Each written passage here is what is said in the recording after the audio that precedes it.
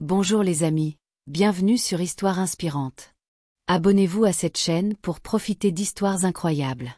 N'oubliez pas d'aimer et de laisser un commentaire. Entrons dans l'histoire. Nechi s'était toujours sentie différente du reste de sa famille. Ses frères et sœurs étaient riches, gâtés et la traitaient comme si elle n'avait pas sa place. Elle était calme et gentille, mais ils ne la respectaient jamais. Lorsqu'ils préparèrent de grandes vacances à Zanzibar, elle était enthousiaste. Peut-être que cette fois, il la traiterait comme un membre de la famille. Peut-être que ce voyage les rapprocherait. Mais dès leur arrivée, son cœur se serra. Pendant que tout le monde se détendait et profitait du magnifique complexe hôtelier, on lui confiait des tâches. Elle devait porter leurs sacs, servir leurs boissons et faire tout ce qu'ils demandaient. Elle n'avait pas l'impression d'être en vacances. Elle avait l'impression d'avoir été emmenée juste pour être leur servante. Nechi rêvait de ce voyage depuis des semaines. Elle s'imaginait marcher sur le sable blanc et doux, sentir la brise marine caresser son visage et enfin pouvoir renouer avec sa famille. Mais dès leur arrivée, elle réalisa qu'elle n'était pour eux qu'une simple servante. Pendant que ses frères et sœurs se détendaient sur la plage en sirotant des cocktails onéreux, Nechi courait dans tous les sens pour leur apporter des boissons. Les serveurs du complexe hôtelier étaient traités avec plus de respect qu'elle. « Dépêche-toi, Anki. Tu es si lente », s'exclama son frère lorsqu'elle ne lui apporta pas son verre assez vite. Elle voulut lui rappeler qu'elle était sa sœur, pas sa femme de chambre, mais elle garda le silence. À chaque fois qu'elles allaient faire les magasins, ses sœurs achetaient des vêtements et des bijoux coûteux, et Nechi n'avait même pas d'argent pour s'offrir un simple souvenir. Et pourtant, c'était elle qui portait tous leurs lourds sacs de course, peinant sous le poids tandis qu'elle riait et prenait des photos. « Tu devrais être contente qu'on t'ait emmenée », ricana sa belle-mère lorsqu'elle soupira d'épuisement, et Nechi força un sourire. Mais intérieurement, elle avait envie de pleurer. La nuit, sa famille dormait dans une luxueuse villa privée avec vue imprenable sur l'océan et Nechi était envoyée dormir dans les minuscules logements du personnel. La chambre était exiguë, surchauffée et inconfortable, avec seulement un petit lit dur. Elle entendait le bruit des vagues dehors, lui rappelant ce qui lui manquait. Elle fixait le plafond, le cœur lourd de douleur. Était-ce là ce que devait ressentir une famille?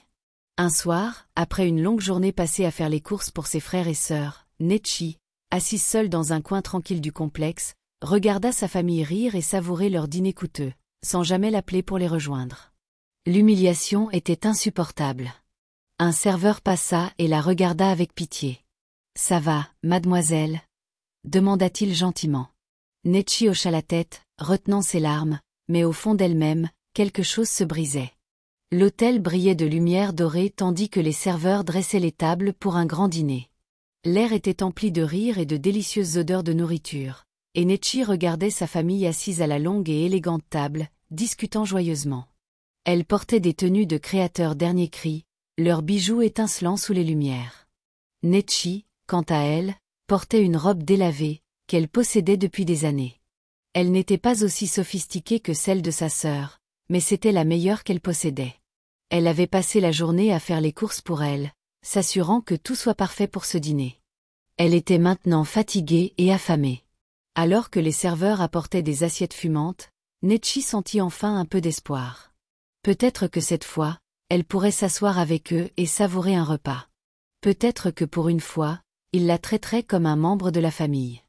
Son estomac gargouilla lorsqu'elle tendit la main vers une assiette, mais avant qu'elle puisse la prendre, une main ferme lui saisit le poignet. Elle leva les yeux, confuse, et croisa le regard froid de son père. « Laisse les vrais invités manger en premier, » dit-il.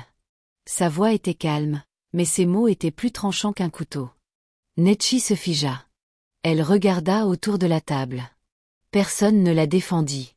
Personne ne parut même surpris. C'était comme s'ils ne la voyaient vraiment que comme une servante, et non comme leur propre fille et sœur. Des larmes lui brûlèrent les yeux, mais elle refusa de les laisser couler.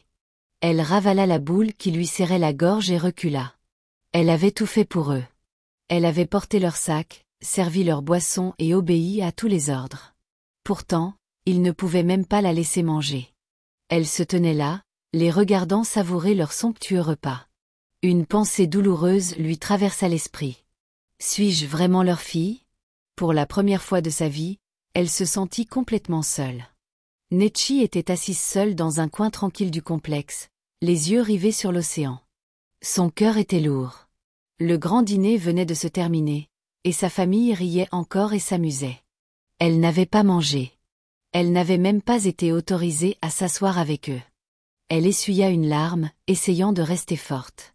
Mais au fond d'elle-même, quelque chose se brisait. Puis son téléphone vibra. Elle jeta un coup d'œil à l'écran. C'était un numéro inconnu. Un instant, elle songea à l'ignorer, mais quelque chose lui dit de décrocher. « Allô » répondit-elle d'une voix fatiguée. « Mademoiselle » une voix d'homme retentit. « Ici Maître Adawal. J'essaie de vous joindre depuis des semaines. Il s'agit de la succession de votre défunte grand-mère. Nous devons discuter d'une urgence. » Nechi se redressa. Son cœur battait fort. « Une succession » répéta-t-elle, confuse. « Quelle succession ?» Il y eut un silence. Puis l'avocat reprit la parole, d'un ton sérieux. « Votre grand-mère vous a laissé un héritage important, une maison à Lagos, plusieurs propriétés et une somme d'argent conséquente. Tout vous appartient. » Nechi se sentit prise de vertige. Elle serra plus fort le téléphone. « C'est impossible, » murmura-t-elle. « Ma famille ne m'a jamais rien dit à ce sujet. » L'avocat soupira. « C'est bien là le problème, mademoiselle Ankichi.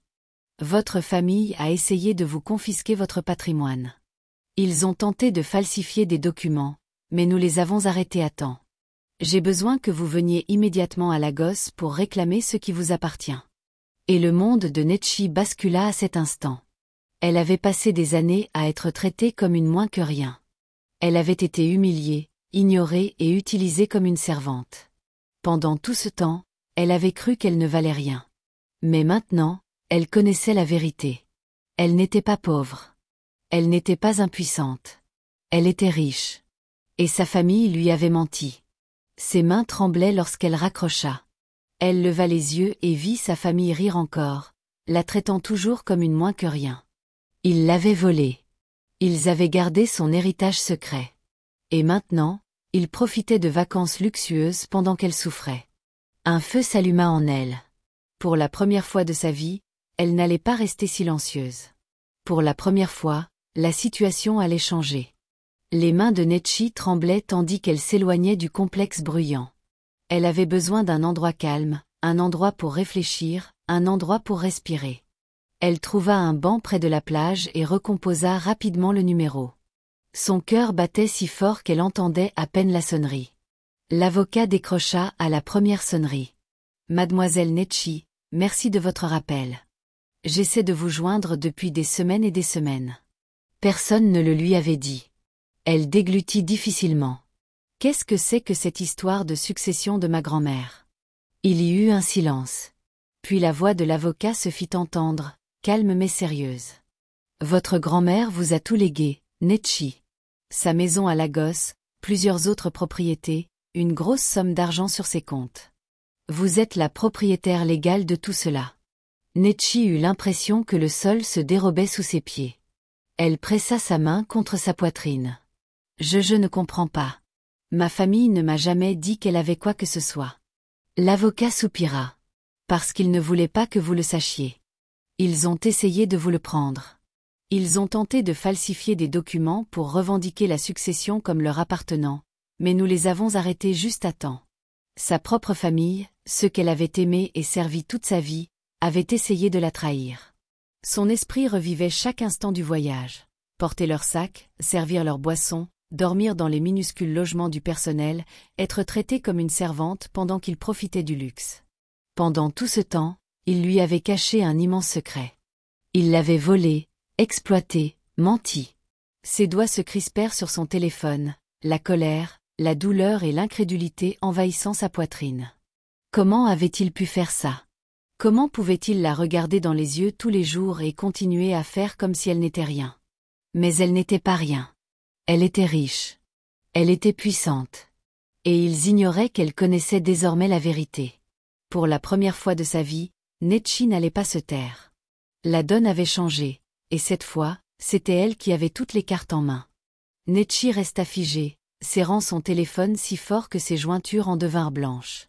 Les paroles de l'avocat résonnèrent dans sa tête. Sa famille l'avait volé, lui avait menti, l'avait utilisé comme une domestique tout en gardant son héritage secret. Sa poitrine brûlait de colère, de trahison et de douleur. Elle avait toujours su qu'il la traitait différemment, mais là, c'était au-delà de la cruauté. Il lui avait fait croire qu'elle ne valait rien. Il l'avait humiliée, ignorée et forcée à les servir comme une moins que rien. Tout cela en profitant de la richesse qui lui revenait de droit. Des larmes lui montèrent aux yeux. Mais cette fois, ce n'étaient pas des larmes de tristesse. C'étaient des larmes de rage. Toute sa vie, elle avait essayé de leur plaire. Elle avait fait tout ce qu'ils demandaient, espérant l'amour, l'acceptation. Mais maintenant, elle voyait la vérité. Ils ne s'étaient jamais souciés d'elle. Pour eux, elle n'était qu'une personne à manipuler, à contrôler. Le sourire cruel de sa belle-mère, les paroles froides de son père, le rire égoïste de ses frères et sœurs. Chaque souvenir douloureux lui revint comme un incendie. « Il pense que je ne suis rien », murmura Nechi pour elle-même, la voix tremblante. Elle se leva lentement, le cœur battant la chamade. Voyons ce qu'ils ressentiront quand la situation changera. Pour la première fois de sa vie, elle n'allait pas se taire. Elle n'allait pas supplier pour de l'amour. Elle n'allait plus se laisser marcher sur les pieds. Il pensait avoir gagné. Mais il n'avait aucune idée de ce qui les attendait. Nechi essuya ses larmes et prit une grande inspiration. La douleur dans son cœur était toujours là. Mais quelque chose avait changé. Elle n'était plus faible. Elle n'était plus la fille qui se laissait traiter comme une servante. Elle en avait assez d'être la femme silencieuse et obéissante. Sa famille l'avait volée, menti et humiliée. Mais il n'avait aucune idée de ce qui allait suivre. D'un pas assuré, elle retourna au grand dîner. Les rires, le tintement des verres, les conversations raffinées, tout continuait comme si de rien n'était. Mais pour Nechi, tout avait changé. Elle ne baissa pas les yeux. Elle n'hésita pas. Elle se dirigea droit vers la grande table à manger et tira la chaise à la tête de la table, celle où son père s'asseyait habituellement. Le silence retomba dans la pièce. Tous les regards se tournèrent vers elle. Le visage de sa belle-mère se tordit d'agacement. « Qu'est-ce que tu fais ?» demanda-t-elle sèchement. Nechi l'ignora. Elle prit un verre, se servit du vin et but une longue gorgée. Puis, d'une voix calme et posée, elle prononça les mots qui allaient bouleverser toute la famille. « Je viens d'apprendre que je suis riche. Plus riche que vous tous. » Son père s'étrangla avec son verre. La fourchette de sa belle-mère lui glissa des doigts. Ses frères et sœurs la regardèrent, les yeux écarquillés d'incrédulité. Pour la première fois de sa vie, elle n'était plus l'invisible. Elle n'était plus la servante. Elle n'était plus l'enfant non désiré dans un coin. Elle était celle qui détenait le pouvoir. Son frère força un rire. « De quoi tu parles ? Arrête de plaisanter. » Nechi sourit, mais ce n'était pas un sourire amical. Elle fouilla dans son sac et en sortit les documents juridiques que l'avocat venait de lui envoyer. Elle les déposa un à un sur la table. Son père pâlit en lisant les papiers. Sa belle-mère les saisit, les mains tremblantes. « Ce n'est pas possible, » balbutia-t-elle. Nechi se renversa dans son fauteuil. « Oh, c'est très possible, » dit-elle. « Et devinez quoi ? Je sais aussi comment vous avez essayé de me le voler. » Le silence était pesant. Personne n'osait parler. La même famille qui l'avait traitée comme une moins que rien n'était maintenant figée, impuissante. Pour la première fois, Nechi lut la peur dans leurs yeux. Et c'était agréable. Nechi regarda son père tousser, peinant à avaler sa gorgée. Le visage de sa belle-mère perdit toute couleur, ses mains tremblantes serrant sa fourchette. Ses frères et sœurs se regardèrent, leurs visages autrefois arrogants, désormais emplis de confusion et de peur. Elle ne les avait jamais vus ainsi. « Tu mens », finit par dire son frère en s'efforçant de rire. « C'est une blague, non ?» Nechi ne répondit pas.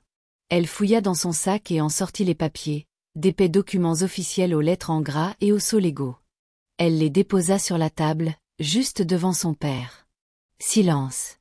Seul le bruit des vagues de l'océan, dehors, emplissait l'atmosphère tendue. Son père ramassa les papiers d'une main tremblante. Son regard parcourut les mots, les scrutant frénétiquement. Ses lèvres s'entr'ouvrirent, mais aucun mot ne sortit.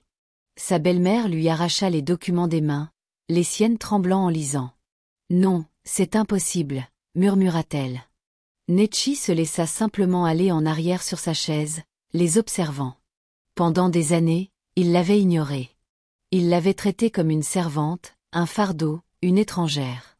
Et maintenant, il la voyait enfin. « Vous avez essayé de me voler ça, » dit-elle d'une voix calme mais ferme. « Vous avez menti. Vous me l'avez caché. Et maintenant, vous n'avez plus rien. » Ses frères et sœurs semblaient perdus, comme des enfants qui venaient de réaliser qu'ils étaient en difficulté.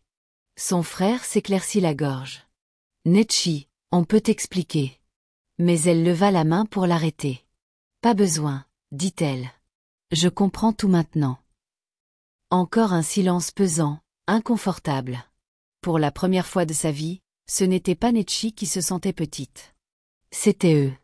Nechi regardait sa famille, autrefois fière, s'effondrer sous ses yeux. Quelques instants plus tôt, il la traitait comme une moins que rien. Maintenant, ils étaient désespérés. Son père s'éclaircit la gorge et força un sourire. « Nechi, ma fille, tu ne comprends pas. Nous allions te parler de l'héritage. » Sa belle-mère hocha vivement la tête, posant une main tremblante sur sa poitrine. « Oui, ma chère. Nous ne voulions pas t'accabler de telles choses. Nous ne faisions que te protéger. » Nechi haussa un sourcil. « Me protéger. » Les mêmes qui l'avaient obligé à porter leurs bagages, à dormir dans une chambre minuscule et à les servir comme une bonne. Elle croisa les bras. « Me protéger ou me voler. » Ses frères et sœurs intervinrent soudain. Son frère rit nerveusement. « Allez, Anki, ne dis pas ça comme ça. On est une famille. On t'aime. » Sa petite sœur essuya de fausses larmes. « Oui, s'il te plaît, ne sois pas fâché. Tu ne nous tournerais pas le dos, n'est-ce pas ?» Nechi faillit rire. Il y a quelques minutes, elle n'avait même pas le droit de manger à la même table qu'eux. Maintenant, elle était leur sœur adorée. Elle se pencha et les regarda dans les yeux. « Oh, maintenant je fais partie de la famille. Maintenant, je suis importante. » Elle imita la voix de son père. Pourquoi n'avoir pas laissé les vrais invités manger en premier? Son père déglutit difficilement. C'était une erreur. Nous ne le pensions pas. Sa belle-mère lui prit la main, la serrant comme s'ils avaient toujours été proches. Ma chère, tu dois comprendre. Nous étions stressés. S'il te plaît, ne fais rien de radical. Nechi retira sa main. Oh, tu veux dire comme voler votre propre fille? Falsifier des documents pour prendre ce qui ne vous appartient pas? Encore du silence. Son père se frotta le front. Écoute, Nechi, on peut arranger ça. On peut redevenir une famille heureuse. Oublions le passé et avançons ensemble. Son frère sourit, mais ses yeux étaient emplis de peur. Oui, et maintenant que tu as de l'argent, on peut même faire des affaires ensemble. Nechi secoua la tête. Des affaires. Elle laissa échapper un petit rire. C'est donc de ça qu'il s'agit. Vous vous fichez de moi. Vous ne voulez juste pas perdre l'accès à l'argent. Les faux sourires s'estompèrent. La peur dans leurs yeux grandit. Ils savaient qu'elle les avait démasqués. Pendant des années, ils l'avaient traitée comme une moins que rien. Et maintenant, ils voulaient qu'elle oublie tout. Pas question. Nechi regarda autour de la table, observant les visages choqués de sa famille. Quelques instants plus tôt, il la traitait comme une moins que rien. Ils étaient maintenant désespérés, cherchant leurs mots, essayant de réparer des années de cruauté par de fausses excuses. Elle laissa le silence s'éterniser, savourant la façon dont les mains de son père tremblaient tandis qu'il serrait son verre. Le sourire forcé de sa belle-mère s'effaçait, et ses frères et sœurs ne cessaient de se regarder, espérant que quelqu'un dirait la bonne chose pour qu'elle leur pardonne. Mais rien ne pouvait être dit, rien ne pourrait effacer la façon dont il l'avait traitée. Nechi prit une profonde inspiration, puis se leva lentement. Le bruit de sa chaise raclant le sol lui parut définitif, comme la fin d'un chapitre. Elle ajusta l'élégant foulard autour de ses épaules, un doux rappel qu'elle n'était plus la fille faible et oubliée qu'ils avaient autrefois contrôlée. Puis, avec un petit sourire entendu, elle dit « Puisque je n'étais que votre servante, je vous laisse débarrasser. » Sa belle-mère haleta. Son frère resta bouche bée. « Nechi, attends » commença son père, mais elle se détournait déjà. Elle se dirigea vers la sortie du restaurant, la tête haute, ses talons claquant sur le sol ciré. Derrière elle, le chaos s'installa. La voix de sa belle-mère s'éleva, désespérée et paniquée. « Tu ne peux pas partir comme ça. On est une famille, » murmura son frère. « Ça n'arrivera pas. C'est impossible. » Son père, toujours si fier, toujours si maître de lui, parut tout petit pour la première fois. « On a fait une erreur. S'il te plaît, corrigeons ça. » Nechi ne s'arrêta même pas un instant. Elle sortit, respirant l'air chaud de la nuit. Le bruit des vagues s'écrasant sur le rivage remplit le silence laissé par la trahison de sa famille. Pendant des années, elle avait imploré leur amour, leur acceptation. Pendant des années, elle s'était pliée en quatre pour prouver sa valeur. Mais elle n'avait plus besoin de leur approbation. Elle avait désormais le pouvoir. Elle était libre. Et surtout, c'était elle qui avait le dernier mot. En se dirigeant vers sa suite privée, sa vraie suite, et non pas le petit logement du personnel où on l'avait forcée à rester, elle se sentit plus légère qu'elle ne l'avait été depuis des années. Elle n'avait pas besoin de vengeance, ni de cris ni de bagarre. Sa revanche était plus subtile. C'était le genre de vengeance qui durait, car elle savait au fond d'elle qu'il n'oublierait jamais cette nuit. La nuit où il l'avait perdue à jamais. Nechi descendit de l'avion à Lagos, respirant l'air familier. Mais cette fois, tout semblait différent. Elle n'était plus la fille oubliée, la servante de la famille, ni la jeune fille désespérée d'amour. C'était une femme de pouvoir, une femme qui avait repris ce qui lui appartenait. Le lendemain matin, elle entra dans le cabinet de l'avocat, prête à réclamer son héritage. On lui présenta les documents, prouvant qu'elle possédait désormais des propriétés valant plusieurs millions, des entreprises et des investissements que sa grand-mère lui avait légués. Nechi parcourut les papiers du doigt, toujours incrédule. Toutes ces années, elle avait lutté, pensant ne rien avoir, tandis que sa propre famille vivait de sa fortune. Mais plus maintenant. Déterminée, elle prit les choses en main. Elle consulta des conseillers financiers, s'instruisit sur son patrimoine et prit des décisions judicieuses. Bientôt, elle ne gérait plus seulement son héritage, mais le faisait fructifier. Elle transforma le patrimoine de sa grand-mère en quelque chose d'encore plus grand, créant de nouvelles entreprises et investissant sagement. Le nom de Nechi était désormais respecté dans le monde des affaires, non seulement comme héritière, mais aussi comme femme puissante ayant bâti son propre empire. Mais tandis qu'elle s'élevait, sa famille déclinait. L'entreprise de son père commença à connaître des difficultés. Sans l'aide financière discrète de Nechi dont il avait bénéficié sans le savoir via sa grand-mère, tout s'effondra rapidement. Sa belle-mère, autrefois si sûre d'elle et si cruelle, se retrouva submergée de dettes. Ses frères et sœurs, qui l'avaient moquée et humiliée, se retrouvèrent sans le filet de sécurité familiale et eurent du mal à maintenir leur style de vie. Et puis les appels commencèrent. D'abord, ce fut sa belle-mère. « Nechi, ma chérie, tu sais, on t'a toujours aimé. On a fait des erreurs, mais on est toujours une famille. On peut se voir ?» Elle ne répondit pas. Puis son frère envoya un message. « Salut, sœurette, c'est dur en ce moment. Tu pourrais me prêter de l'argent ? Je te rembourserai. Je te le jure. » Elle ne répondit pas. Son père, autrefois si fort et si fier, lui laissa un message vocal. « Nechi, s'il te plaît, parlons. » Elle le supprima. Il ne l'avait jamais vue comme un membre de la famille, seulement comme une personne à exploiter. Maintenant, il la voulait à nouveau. Non pas par amour pour elle, mais parce qu'ils avaient besoin de son argent. Mais Nechi avait retenu la leçon. Elle s'entoura de personnes qui se souciaient vraiment d'elle, des amis, des mentors et des partenaires commerciaux qui la respectaient pour ce qu'elle était, et non pour ce qu'elle pouvait leur apporter. Un soir, assise dans son luxueux appartement de Lagos, sirotant du thé en admirant le coucher du soleil, elle sourit. Elle avait perdu sa famille biologique, mais elle avait gagné quelque chose de bien plus important. Le respect de soi, la réussite et la liberté. Sa famille avait fait son choix depuis longtemps, et elle avait maintenant fait le sien. Elle ne regarda jamais en arrière. Les années passèrent et le monde changea. Le nom de Nechi était partout, magazines économiques, interviews télévisées, réseaux sociaux. Elle avait bâti un empire puissant, non seulement grâce à l'héritage de sa grand-mère, mais aussi grâce à son travail acharné, son intelligence et sa résilience. Son histoire était admirée. Une femme qui s'était relevée de la trahison et de l'humiliation pour devenir une figure incontournable. Mais tandis que l'étoile de Nechi montait, le monde de sa famille s'effondrait. L'entreprise de son père fit faillite sous le poids de mauvaises décisions et de dettes impayées. Son entreprise, autrefois florissante, n'était plus qu'un bureau vide, abandonné par des employés impayés depuis des mois. Au début, il était trop fier pour demander de l'aide à Nechi. Mais, acculé, il la contacta. « Nechi, j'avais tort. Je le comprends maintenant. S'il te plaît, aide-moi à reconstruire. » Elle ne répondit jamais. Sa belle-mère, celle qui autrefois la méprisait et la traitait comme une servante, fut démasquée pour fraude. La même cupidité qui l'avait poussée à essayer de voler Nechi causa sa perte.